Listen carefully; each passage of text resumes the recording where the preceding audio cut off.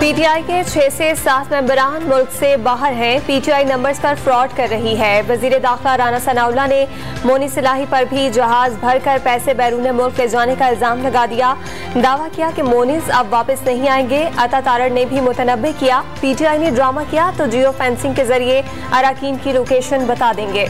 क्या पीटीआई को इमरान खान की नाअहली का खदशा है? शो कॉस्ट से फंड्स की जब्तगी की हद तक है। ममनुआ फंडिंग केस की समाअत के दौरान chief justice Islamabad high court का इस्तफसार। इलेक्शन कमीशन नोटिस पर कोई डिक्लेरेशन नहीं देगा।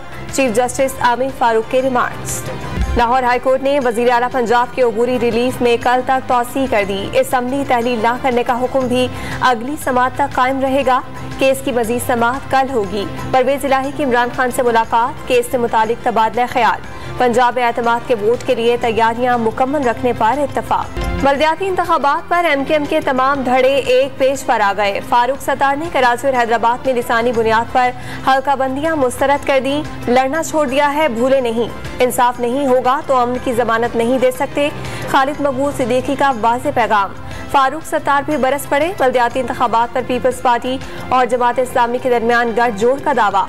मुस्तफा कमाल ने भी वाज़ेह किया, कराची नाराज होगा तो बिलावल वजीर आजम नहीं बन सकेंगे। कराची में बल्दियाती इंतखाबात का दूसरा मरहला दर्दे सर बन गया।